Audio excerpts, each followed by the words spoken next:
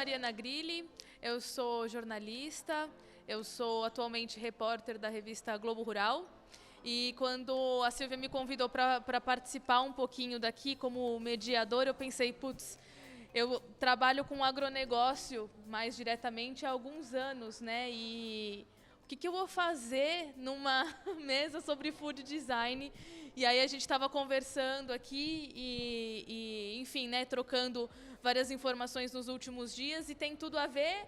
E esse é um pouquinho o propósito desse painel aqui de encerramento, que é falar sobre a relação, talvez, do campo com a cidade, desse comportamento do consumidor e o que isso tem tanto a ver com a área de design e o que isso pode, talvez, até ditar um pouco dos próximos passos, dos próximos planejamentos do setor. Então, eu vou passar um pouquinho a palavra para eles e a gente vai trocar umas palavras aqui, é um bate-papo para entender um pouco essas duas conexões campo e cidade. Agricultura tem tudo a ver com alimentação, que tem tudo a ver com cozinha, que tem tudo a ver com design. Então, o nosso desafio aqui é fazer um pouco essa ponte. Eu vou começar com a Silvia, acho que explicando o conceito, né? Vamos começar do começo, explicar o conceito de food design, o que é isso e como, então, que a gente começa a olhar para o comecinho dessa cadeia até chegar lá no produtor rural, né? Explicando um pouco o conceito do food design, né? Food design, ele realmente é um conceito, é uma ideia que entende o alimento como um produto de design, de projeto, de planejamento e não necessariamente de gastronomia, né? Com esse conceito em pauta, né, a gente consegue pensar no desenvolvimento de produtos em toda a cadeia alimentar, né? Desde o campo até o que a gente está vendo aqui, mesa posta, né? A experiência de realmente consumir o alimento.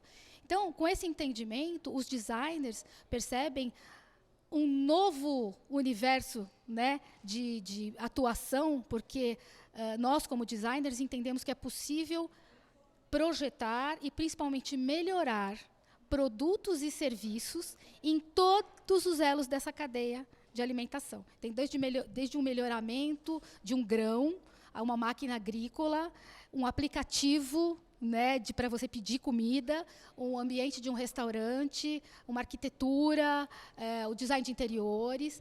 E para a gente aqui no Cidade 3, cujo público é majoritariamente arquitetos e designers de interiores, eu ainda gosto de reforçar a ideia de que, hoje em dia, o arquiteto e o designer, para mim, pelo menos, é fundamental que ele entenda que o sistema alimentar na verdade, a grande sacada para os projetos, né? É a partir do sistema alimentar de uma família, de um cliente, né, de um indivíduo, que a gente praticamente constrói todas as nossas outras escolhas, né? O vegano, ele acaba, a partir da alimentação, definindo todo um estilo de vida.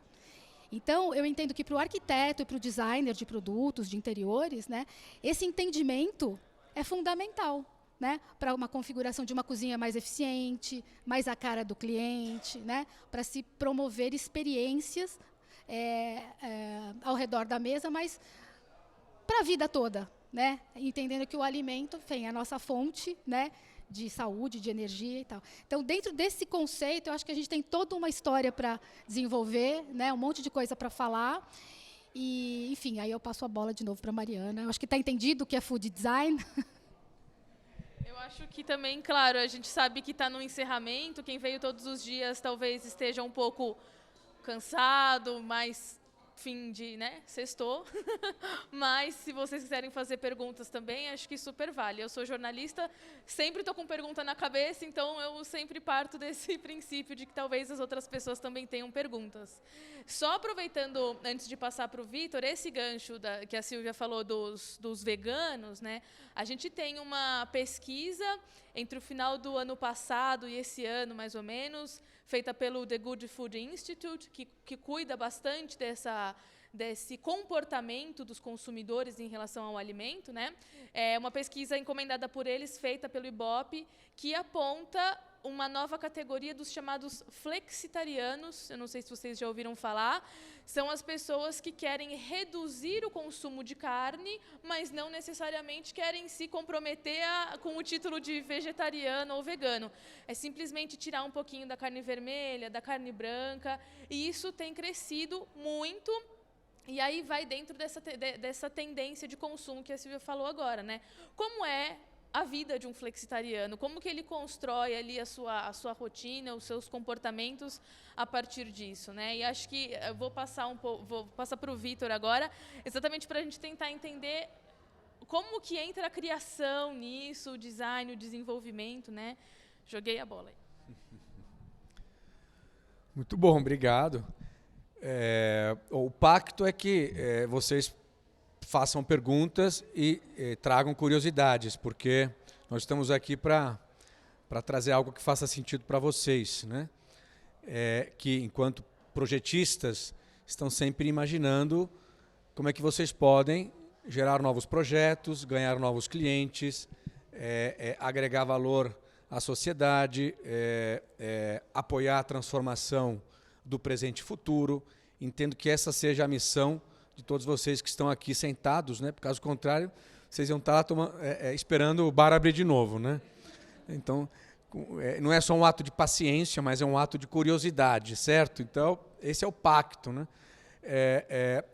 Eu acredito que nós teríamos aqui diferentes abordagens e perspectivas sobre o assunto do design como projeto aplicado ao alimento. E aí, o que é alimento, né? Esclarecido que design é projeto, e arquitetura é projeto, né? E decoração é projeto, projetos de bem-estar, projetos que levam não só estética, mas também ética para os ambientes e para a vida dos seres humanos. Quando a gente observa o assunto do alimento, nós começamos a trazer algumas outras provocações. Por exemplo, saúde vegetal, saúde animal e saúde humana. São três conceitos que hoje estão muito bem, fortemente conectados hoje, quando nós falamos de agricultura. Agricultura que gera o alimento, que se transforma em nutrição e que se transforma em gastronomia, ou seja, food design, né? Todo ser humano precisa de 2.000 calorias por dia. O que são essas 2.000 calorias? Carboidrato e proteína. No fundo é isso.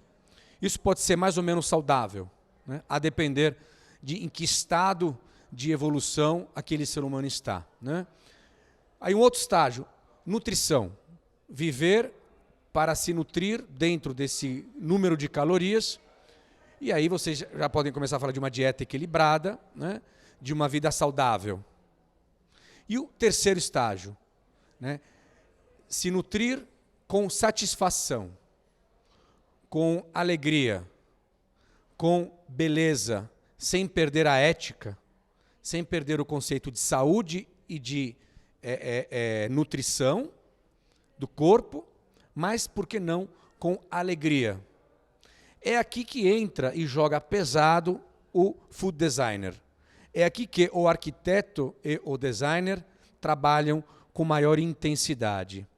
Ele vai trabalhar em conjunto, em colaboração com, por exemplo, um nutricionista, com, por exemplo, toda a área de saúde, com toda a área de alimento, e ele vai traduzir isso em 5 sentidos. Ele vai traduzir isso em percepção, né? Nós somos movidos por emoção, né? Nós interpretamos o mundo a partir das nossas percepções. E quem trabalha os 5 sentidos, senão o arquiteto de interiores, o designer de interiores, o decorador? Pensando um projeto a 360 graus. Traduzir o valor e o significado do alimento para os sentidos que não sejam somente o sentido do tato, né, ou do paladar, do gosto, né? E aí trabalhar sinestesias e trabalhar ambientações que façam essa comunicação.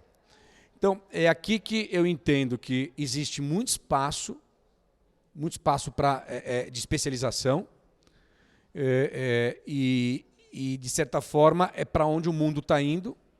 Uma vez superados os desafios da alimentação e da nutrição, a tendência é trabalhar nessa área da satisfação, do relacionamento com o alimento, né?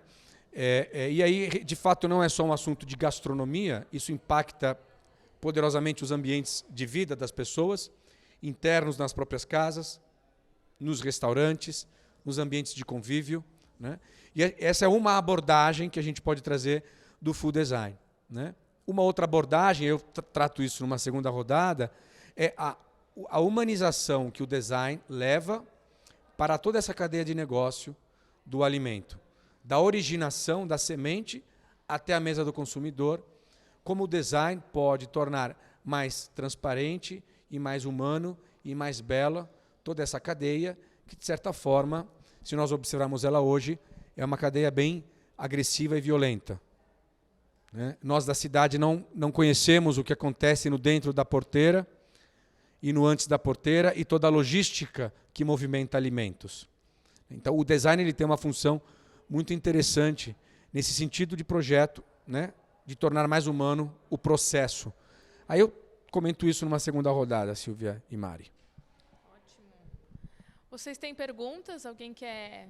A gente pode seguir? Acho que eu entendo que podemos seguir, né? Dos pontos aqui que o Vitor mencionou e que eu também queria trazer um pouco, assim como gancho, é essa questão da própria pandemia de Covid-19, que a gente assistiu muito as pessoas resgatando ou descobrindo o gosto pela cozinha, por cozinhar, por estar mais perto da alimentação ali. Isso tem muito a ver também com o que a gente vê no próprio campo, no agronegócio. O produtor rural ele tem sentido isso, ele sabe, ele está consciente de que as pessoas estão retomando esse gosto por cozinhar, não só pelo gosto em si, mas também pela transparência, pela rastreabilidade, por saber de onde vem o alimento, por querer conhecer essa origem e por muitas vezes querer manusear ele mesmo, né? Não quero mais ficar comprando de lugares onde eu não sei de onde vem, né? Não sei a origem, prefiro fazer aqui em casa, prefiro ter mais controle. E, de novo, isso é uma coisa que mexe com a cadeia inteira, desde o produtor lá dentro da porteira até a questão da logística, o abastecimento, os supermercados e os consumidores, né? Então, acho que assim, é uma via de várias mãos, na verdade, mas o começo está na produção, na fazenda, e o final são os consumidores, né?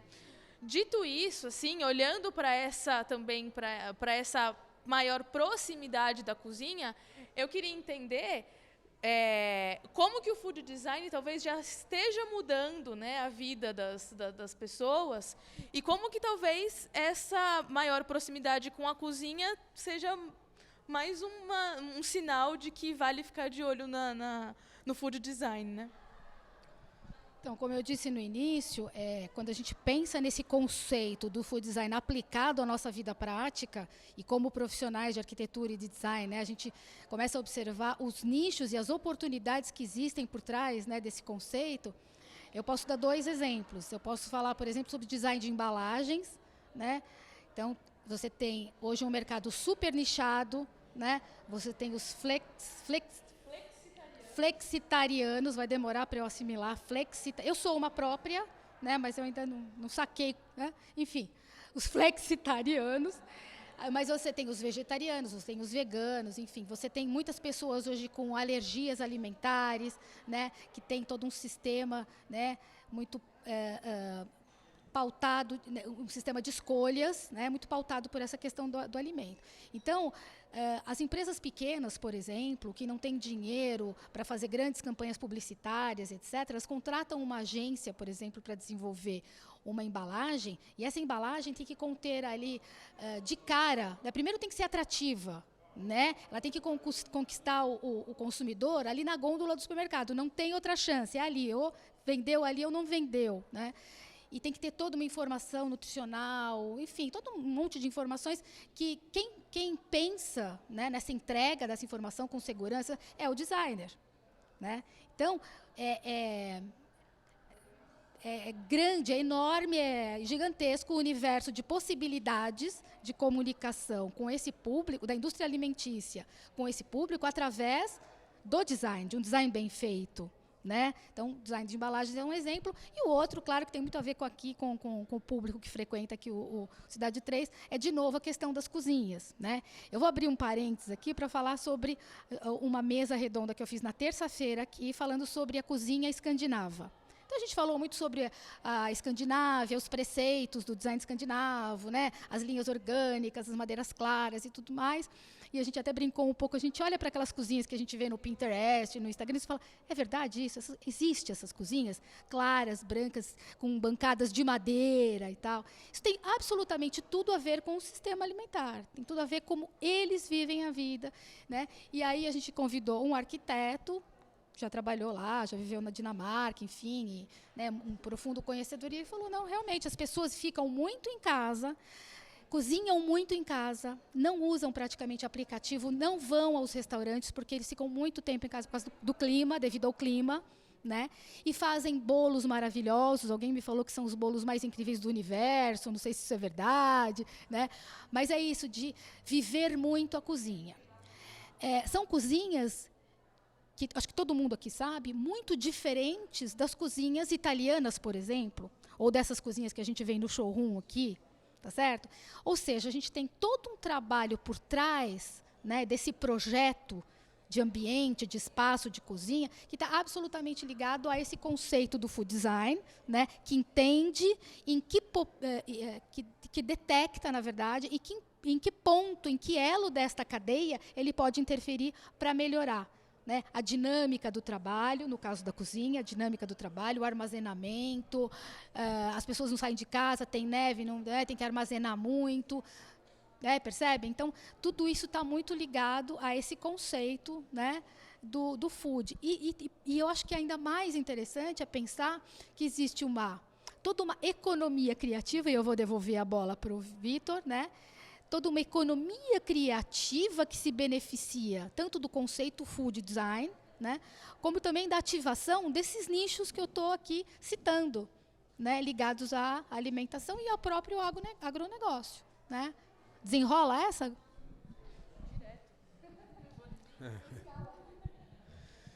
Porque o conceito de economia criativa é gerar nova economia, né? Então, tudo aquilo que não é tradicional, é inovador, é criativo, né? É uma coisa que não existia e passa a existir, é criativo, né? Quando eu crio algo é porque não existia algo, eu criei algo. Eu invento algo, o ato criativo inventa alguma coisa, muitas vezes essas coisas não existiam. E dar atenção a todos esses nichos, a todas essas oportunidades, e dar a essas áreas todas atenção e foco e criatividade para poder elevar a potência, um valor de uso que se torna valor de troca, né? O mundo do luxo trabalha muito isso, o valor de uso, o valor de troca, né? Então, as coisas elas não têm um valor só pelo uso delas, elas têm um valor pelo valor de troca que elas ganham. E o valor de troca ele é baseado na percepção dos atores envolvidos. Tem quem produz, tem quem compra, né? No design a gente fala muito de canvas de valor, né? Canvas de proposta de valor. Tem que dar match entre quem está propondo algo e quem está com uma expectativa de consumo de algo, né? O que é um gerador de ganho e o que é um atenuador de dores e perdas nessa troca. E é isso que gera valor, né? Eu tenho a expectativa de ter algo e eu tenho a expectativa de resolver certos problemas. E quem está me propondo uma solução se dá match com essas questões, aí sim tem um valor de troca. A economia criativa ela trabalha todas esses novos nichos, essas novas oportunidades de valores de troca. Então, por exemplo, uma coisa que na Itália está muito bem resolvido, que é a questão do turismo atrelado ao mundo da alimentação e gastronomia, é uma coisa que o Brasil poderia explorar muito e não explora, né? Não sei quem teve a oportunidade de ir para Milão participar da Expo de Milão, de anos atrás, que foi sobre o alimento, né? E aí, vivenciar aquilo é ter clareza do que significa valor de troca, ou seja, design aplicado a um alimento para tirar daquilo 3, 4, 5, 8, 10 vezes mais valor do que aquilo tem enquanto só alimento. Quando a gente diz vamos agregar valor, a gente diz assim, vamos sair de um valor de uso e vamos levar a um valor de troca que justifica o preço de uma Louis Vuitton. O que justifica o preço de uma Louis Vuitton é o processo de criação, é o valor da história, da memória daquela marca, é o significado que está por trás daquele processo todo. Então, o que é o significado que está por trás das coisas que nós fazemos? Isso gera, de fato, nova economia? Move pessoas? Então faz sentido. Quando os designers e os arquitetos compreenderem que o mundo rural é carente e necessita de projetos, de experiência, para que esse mundo seja menos distante do mundo urbano, eu acredito que vai ter muito estúdio de arquitetura e design que vai crescer muito.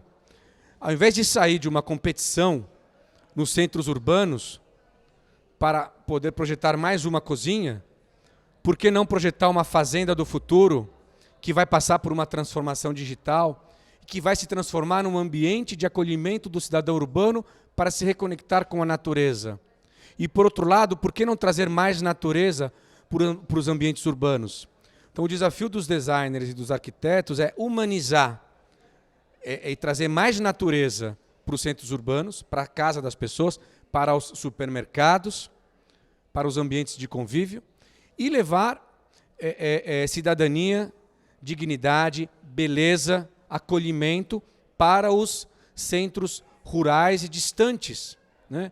E, repito, eu conheço muitos produtores, existem mais de 5 milhões de produtores brasileiros de alimento, certo? E muitos são pequenos e médios. Agora, quando você começa a ver o movimento cooperativista crescer, quando você começa a ver o movimento associativista crescer no agro, e grandes produtores em nichos como vinho, café, enfim, o Brasil produz tudo. E a oportunidade que não seria trabalhar o conceito de food design nestes ambientes para transformar isso em convivência, turismo. A maior parte dos produtores brasileiros, eles por lei mantêm a mata nativa. É uma obrigação. Boa parte dos produtores respeitam a lei ambiental brasileira. E nós aqui distantes, né, da mata nativa brasileira, dos biomas brasileiros, carentes de contato com a nossa ancestralidade. Então, o que está faltando aqui? Conexão entre pontas que estão soltas. Esses ambientes distantes, preservados, mas que poderiam se tornar, por que não entretenimento, por que não vivências de turismo, de gastronomia, e aí você pode conectar o artesanato brasileiro, você pode conectar uma série de outras coisas e frentes. Enfim, o que a França e a Itália fazem muito bem, o Brasil poderia fazer. Serviria uma orquestração, é claro, né? Um design que olhe esse todo. Agora, para arquitetos, existe uma grande oportunidade se os arquitetos começarem a olhar além do centro urbano e das casas e dos ambientes, né? Tudo está mudando. A cozinha está mudando, os supermercados estão mudando, os carros estão mudando. Tudo na sociedade nos próximos 5, 8 anos vai mudar. Os ambientes rurais estão mudando. Então, dentro dessa história toda, né, quem tem, como se diz, né, para bom entendedor, poucas palavras servem. Existe muita oportunidade para trabalhar projeto nessa linha e nessa visão. E é uma coisa que a gente tentou levar muito lá para o Instituto Europeu de Design, quando eu estava lá na direção da faculdade, inclusive com a Silvia trabalhamos muito esse conceito lá, de explicar para os jovens designers que, mais que criar uma cadeira bonita para levar para o Salão do Móvel de Milão, talvez seria mais interessante criar uma cadeira para esses 90 milhões de brasileiros que não têm onde sentar. Talvez para os projetistas do futuro seria mais interessante dedicar tempo e energia para acabar com a fome dos 20 milhões de brasileiros que não têm comida, acesso à comida, sendo que 50% do alimento que é produzido no Brasil é desperdiçado. entre a plantação, distribuição, supermercado e mesa das pessoas, mais de 50% dos alimentos são jogados fora. Então, os projetistas, os designers, os arquitetos, aqueles que têm a capacidade de pensar projeto, poderiam e deveriam estar dedicando mais energia, na nossa opinião, na minha opinião, em resolver problemas reais do país. Né? Uma coisa não elimina a outra, mas, repito, tem muito espaço para trabalhar problemas reais do país, e o food design é um meio de fazer isso, em uma parte, né, da cadeia do valor do negócio, mas, repito, existem muitos elos da cadeia que estão totalmente desassistidos, sem olhar nenhum. Então, precisamos humanizar o processo de geração, distribuição e consumo do alimento no Brasil. Essa é a minha provocação aqui para vocês e para quem depois vai assistir o nosso gravado aqui. Mari, de volta aqui. Acho que a Silvia quer complementar. Isso tudo que você falou, né, de usar o design estrategicamente, me remete muito à ideia de que tem muitos arquitetos que trabalham com condomínios, né? Trabalham em condomínios, com projetos de condomínios, enfim, então, né, ou porque projetam várias unidades, ou porque projetam o mesmo sistema condominial e tal. E eu vejo muito isso, né, uma atuação de um arquiteto com essa consciência, né, do conceito food design, né, muito bem definido dentro do seu projeto, porque você pode ali, né, criar espaços de convivência e de conveniência e de degustação e de consumo de alimentos, né, que agregam valor ao projeto, poderiam agregar valor ao projeto, né? Você está fazendo food design ali, né, ou seja, você está contemplando toda essa cadeia da alimentação e tal, e entregando através do seu trabalho como arquiteto ali uma experiência, né? Eu penso muito também nos projetos hoje de condomínios, de corporativos, enfim, restaurantes, tal, que tem aquela questão hoje da compostagem, né, de toda essa questão da reutilização da água, né? Ou seja, nesse sentido eu vejo o arquiteto ainda muito distante de pensar como food designer, né? Tá certo? Porque a gente pode, como você disse, agregar muito valor aos nossos projetos, a nossa entrega para o nosso cliente, seja no projeto corporativo, seja no residencial, no condominial, etc, etc, né? Independentemente de você ser um food designer, você pode praticar o food design, né? Que é um conceito amplo, a gente está falando aqui muito superficialmente, né? Mas eu vejo essa oportunidade, e também nos projetos corporativos, nos projetos para restaurantes, né? A gente teve aqui uma galera falando sobre design de varejo, né? Então, hoje, o varejo alimentício está passando por profundas transformações em função dos aplicativos, né, dos deliveries. Né? Então, como é que você, como arquiteto, está pensando essa questão, né, do sistema alimentar que a sociedade está, né, transformando, né, e está vendo ser transformado? Como é que você projeta esses ambientes hoje? Né? As velhas fórmulas não funcionam mais. Né? Você tem os aplicativos, que também é um outro, né, que é um outro gancho, porque as food techs hoje estão na onda, né, mais do que as fintechs, hoje são as food techs, né? E aí você também tem o design de experiência, o design de sites, o cardápio, enfim. Eu acho que está mais do que provado que food design, né, é a palavra, né, do momento, é o conceito que pode orientar os nossos projetos, independentemente de onde você está trabalhando, né? Na arquitetura, no design de interiores, no design de projetos, no design de produto, na estratégia, né, no design thinking, etc, etc, etc. Claro, por favor. Depois eu vou trazer um exemplo na prática que eu lembrei aqui e a gente comenta. Tá, uma pergunta, provocação para a Silvia é o seguinte: o Brasil é um país tropical, com biomas extraordinários. Depois de Burle Marx ter feito aquilo que fez no Rio de Janeiro, um ato de paisagismo ou uma tentativa foi o que o Dória fez aqui em São Paulo com a cidade linda, né? Digo, com uma tentativa de trazer um pouco de verde ou de... Então, a provocação para a Silvia é: por que o Brasil, que é um país tropical, nega a beleza da natureza? E não trabalha isso nas cidades com maior atenção, com maior respeito. Ou seja, por que as cidades brasileiras, que são cidades tropicais, diferentemente das cidades europeias, né? Então você tem uma cidade, Florença é uma cidade renascentista. Existem cidades medievais, renascentistas, barrocas, que são cidades que têm uma identidade e um significado, né? E aí no Brasil, fora o Rio de Janeiro, que é uma cidade com identidade e significado, porque foi pensada para ter identidade e significado. Porque teve uma arquitetura que foi pensada para criar aquele aterro. Teve um paisagista extraordinário que desenhou aquilo. Recebeu um presente, né, da França e colocou aquele Cristo lá. Né? Projetou, mas aquilo veio como um elo. A natureza do Rio de Janeiro faz do Rio uma cidade única no mundo, né? Aquela zona sul do Rio. E a pergunta para você é por que o Brasil, as cidades brasileiras não valorizam a identidade de ser um país tropical? É o quê? É medo? É síndrome de vira-lata? É querer ser algo que não é? Além da política, o que é que de estético acontece na brasilidade que nega a própria brasilidade nas cidades? Você fez a pergunta para ela, mas um monte de gente quis responder. É verdade,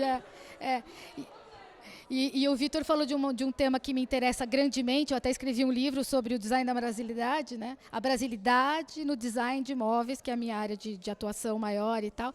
Mergulhei nesse tema da brasilidade. Refleti muito sobre isso, sobre essa nossa negação. Eu acho que um pouco é falta de repertório cultural. A verdade é isso, né?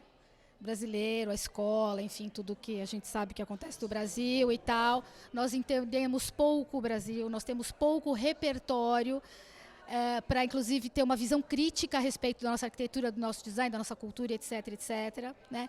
E isso reflete, vou de novo puxar a sardinha para o design de interiores, de arquitetura, que é, né, o tema que interessa mais para a gente aqui. Isso reflete absurdamente nos espaços, né? Eu acho que para responder a sua pergunta, eu acho que é isso, assim, entre outras, enfim, outras possíveis respostas. Não vou nem entrar na seara do síndrome de vira-lata, que eu concordo com você, mas não vem ao caso, né? Mas eu acho que falta muito esse repertório, sabe? Essa coisa de conhecer o Brasil, conhecer a história. Você sabe que as crianças na Itália aprendem sobre Botticelli, logo cedo, pequenininho, né? Então a gente não tem isso, é uma questão de falta mesmo, né? De uma construção, de uma visão crítica por consequência, né? Porque quando a gente conhece a história, a gente tem a nossa visão, né, crítica. A gente, não, porque naquela época era assim, era assado e tal, o Brasil hoje é o que é por causa disso, daquilo, a gente não tem isso. Estou falando, claro, generalizando, né? Por favor, me entenda, né? Exatamente. E aí, assim, eu acho que essa falta, né, de repertório é o que acaba, então, empobrecendo, né, as nossas cidades, né, e a nossa arquitetura e os nossos designs de interiores. Gente, nós estamos aqui num momento de reflexão, vou fazer uma provocação até um pouco assim, pesada, né? Vamos combinar que a gente copia tudo que vem da Itália? Que a gente copia a cozinha, que a gente copia a tendência, que a gente copia não sei o quê, porque não sei aonde, né? E aí eu tentei fazer aqui na mostra de design, né, um breve panorama de artistas que trabalham com conceitos tão originais, olhando para a gente. Né? Eu não conheço nenhuma empresa, inclusive já provoquei o pessoal da Dedicato aqui, nenhuma empresa de cozinhas que mergulhou de verdade para entender como é a cozinha brasileira. E a cozinha brasileira não é uma cozinha, não é a paulista, não é a mineira, não é a capixaba, não é a baiana. Né? Então, assim, eu acho que nós que temos o privilégio, a formação superior e tal, a gente pode muito mudar, né, as coisas, o status das coisas, parar de olhar lá para fora, né? Respondendo então a sua pergunta, né, porque essa nossa negação, eu acho que um pouco por falta de informação, porque a gente olha muito lá para fora por hábito, né, por costume, né, de ir lá para ver a tendência, né? Então acho que a gente precisa parar um pouco e falar, peraí, né? Estamos no século XXI, né? Não, é bonito, é uma referência. É uma referência. Então é isso, eu acho que respondendo um pouco, né, a sua pergunta, eu acho que a gente tem que fazer essa reflexão, né? Eu faço muito a meia-culpa, né? Eu acho assim, eu acho que a gente precisa mesmo ler mais, pesquisar mais, né, ir atrás dessas referências todas, né? E de novo, né, para não perder o foco, eu acho que agora de poder do entendimento, né, dessa coisa que é o food design, que é um tema tão amplo, que pode permear, né, tanto a nossa atividade, né, a gente pode enriquecer muito a nossa vivência, claro, os nossos projetos, mas a nossa vivência e essa nossa visão de brasilidade, para valorizar a arquitetura, o design, etc. E eu vou deixar a Mariana falar um pouco, porque afinal, né? Não, foi bom vocês falarem, porque eu, enfim, né, mania de anotar tudo. Eu acho, nessa linha de solucionar problemas que você provocou, né, e a Silvia colocou agora também, acho que um dado interessante para trazer aqui é que a gente está falando de food tech, né? Food tech e agtech. Teoricamente, o food tech já entrega um pouco o alimento mais pronto e as agtechs olham mais para dentro da porteira, para o processo produtivo. Falando de agtechs, né? A Associação dos Investidores Anjo do Brasil disse que em 2020 as agtechs eram as principais, era a menina dos olhos de ouro dos investidores anjo do Brasil, assim. Eles investem em startups de educação, de saúde, mas as agtechs são as meninas dos olhos de ouro agora dos investidores. Então, eu acho que isso também traz um pouco de importância do como que o mercado, em geral, está olhando para o campo. E como que isso pode se tornar realmente, né, um dado palpável de como que olhar para o campo, olhar para a origem do alimento, traz tantas perspectivas e tantas possibilidades assim como que a gente está, né, o assunto que a gente está abordando agora. Então, em questão de pensar em investidor, o setor também está interessante. Isso que você está falando faz muito sentido, porque a gente teve também aqui um painel sobre as dark kitchens, né, que são essas cozinhas invisíveis, negras, enfim, que são a retaguarda dos aplicativos que a gente, né, liga lá no iFood. Aqui na Rebouças mesmo tem. Você passa enorme, tem assim centenas de motoboys ali, é um negócio pretão. Tem uma cozinha funcionando ali, de repente é uma cozinha que inclusive está fazendo o japonês, o italiano, né, tá? E tem uma galera de arquitetos, designers, projetando essas cozinhas, né? E essa galera está olhando para quê? Está olhando para as tendências do campo, os novos alimentos, para ter inovação nos cardápios, né?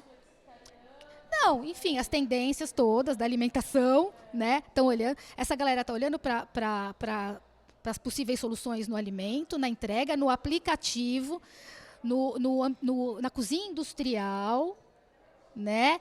E principalmente olhando para o campo, porque a melhoria do grão, o transgênico, sei lá o quê, porque não é a minha área, enfim, né? Para trazer essa informação para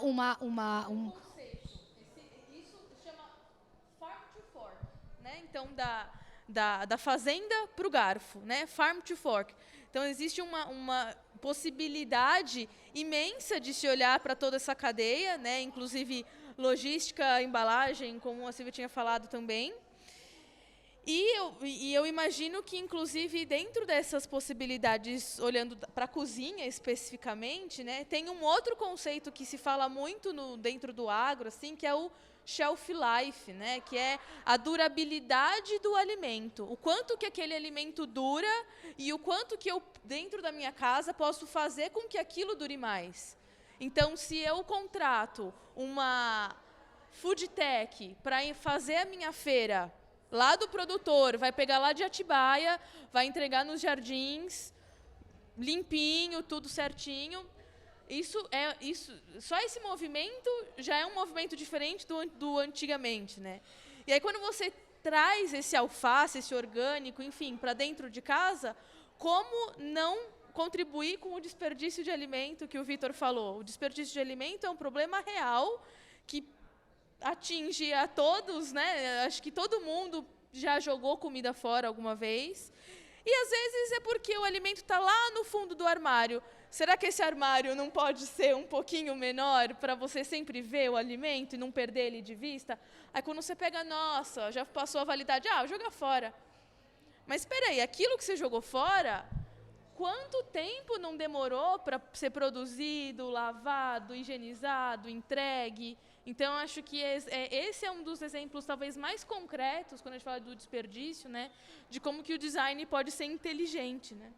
E outro dado interessante também, de um outro painel que a gente teve, foi falar da configuração das cozinhas. Eu vou passar para você, porque eu vou te fazer uma pergunta.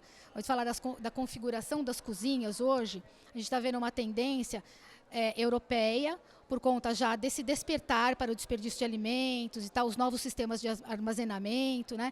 Então, já existe até uma galera mais radical, que sempre tem, né? Os radicais, os xiitas, lá na Itália, na Europa em geral, que já estão considerando os projetos de cozinhas com armários superiores como projetos vergonhosos. Porque é feio, porque... Claro, cada um tem um espaço disponível. Você não tem, você bota até o teto, óbvio. Você bota, né? Sua cozinha é um corredor. Mas dentro dessa nova lógica, né, da configuração do ambiente e tal, e os sistemas de armazenamento mais inteligentes, as pessoas comprando menos alimentos, por causa disso que a Mariana falou, né? Pedindo delivery. E a própria constituição de família, né? Que muitas vezes hoje em dia é 1, 2 pessoas, você provavelmente vai comprar menos. Exato. Pedindo delivery, comprando comida pronta, etc, etc. Tudo que vem do campo, essas novidades que vêm do campo e tudo mais, né?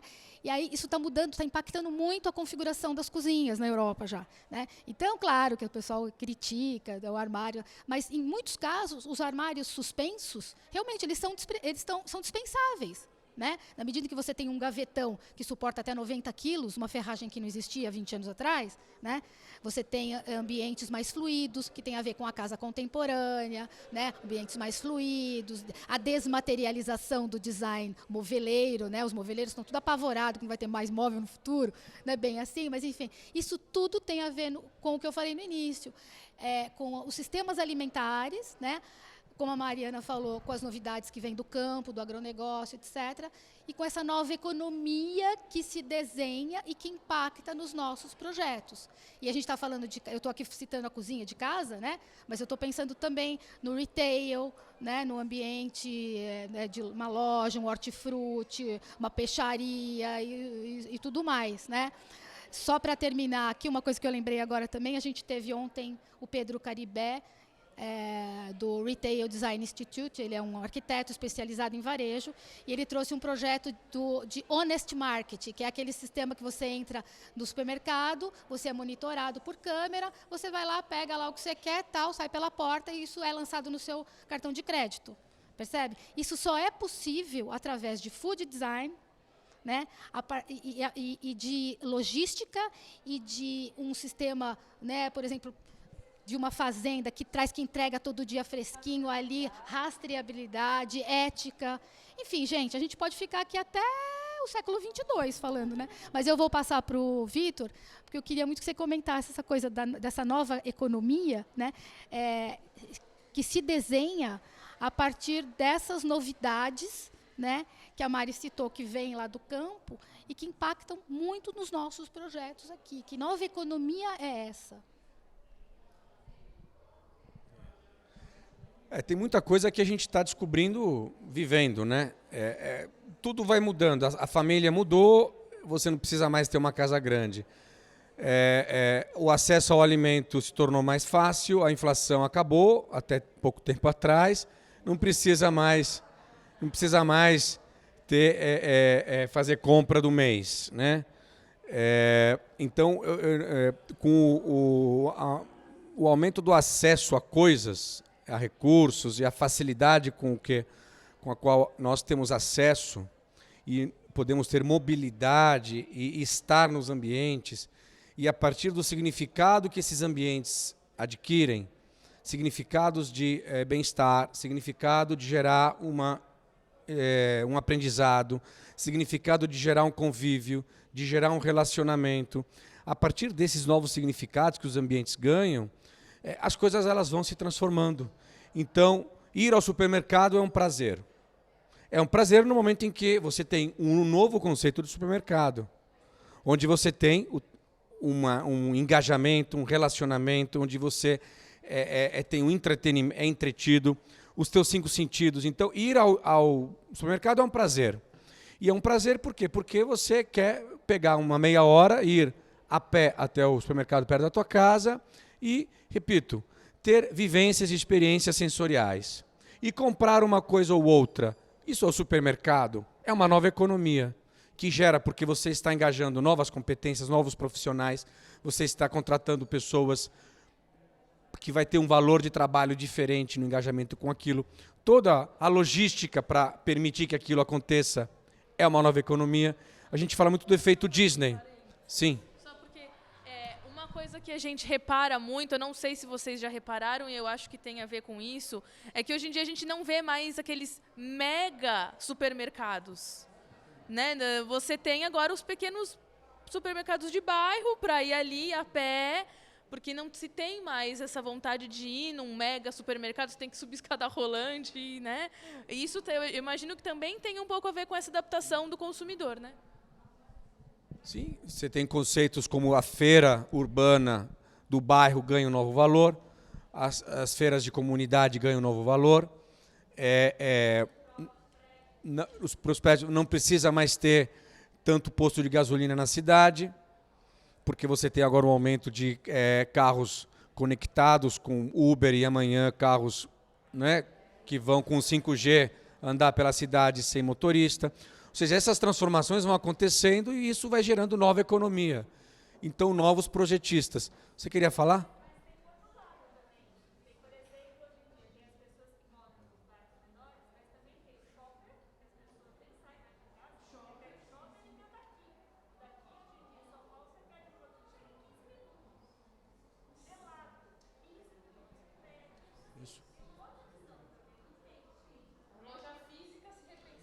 Sim, você tem acesso de uma forma mais rápida e imediata a tudo aquilo que você quer e você pode escolher se você busca uma experiência de alimentação, de nutrição ou sensorial.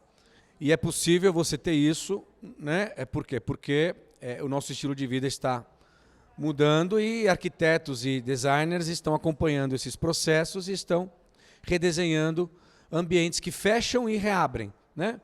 Ambientes corporativos, a moda antiga, vão fechar e aquilo vai ser ressignificado. Então as coisas vão ganhando novos significados. Novos significados gera nova economia. Só para dar. Com certeza, vamos encerrar assim. Eu só queria reforçar. Sabe quando o cara fala uma coisa legal? Né? Reforçar, tipo o Maju, que repete a última frase da notícia? Meu momento, Maju. Você falou um negócio legal, que para nós, designers, faz muito sentido. Quando eu penso no meu projeto, qual é a minha entrega? É uma experiência de alimentação, de nutrição ou sensorial? Cara, total. Um projeto de cozinha, de espaço, de convívio, né? Qual é a minha entrega? O que eu vou... Claro, eu quero entregar tudo, mas o que eu vou reforçar? Fantástico. Gostei. Posso passar para a Mari? Eu vou fazer só um comentário e uma provocação e a gente vai encerrar muito rapidamente.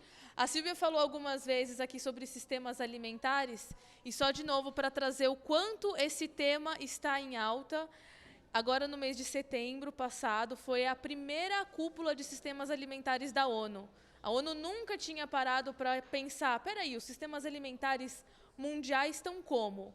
Né? E tornou-se uma preocupação tão grande que fizeram a primeira cúpula. Então, o mês passado, a gente teve essa primeira cúpula de sistemas alimentares, em que o Brasil levou algumas propostas, inclusive Ministério da Agricultura, pensando nesse comportamento do campo, mas o CBEDS, não sei se vocês conhecem, que é o Conselho das Empresas Brasileiras olhando para a sustentabilidade, né, com compromissos aí de sustentabilidade, levou também propostas, e esse CBEDS, a gente está falando da Nestlé, a gente está falando da JBS, a gente está falando de empresas, indústrias, os grandes bancos. Então, esse repensar sistemas alimentares está lá na ONU. Olha a importância, né? Será que não é o momento de trazer isso, aterrissar aqui, né, para essa temática, né? E uma segunda coisa que aí eu vou fechar, queria contar rapidamente um relato para vocês. Em agosto, eu fui visitar uma zona rural do Ceará, lá no município de Quixadá, aquele sertão doído assim, que a gente vê na TV, né?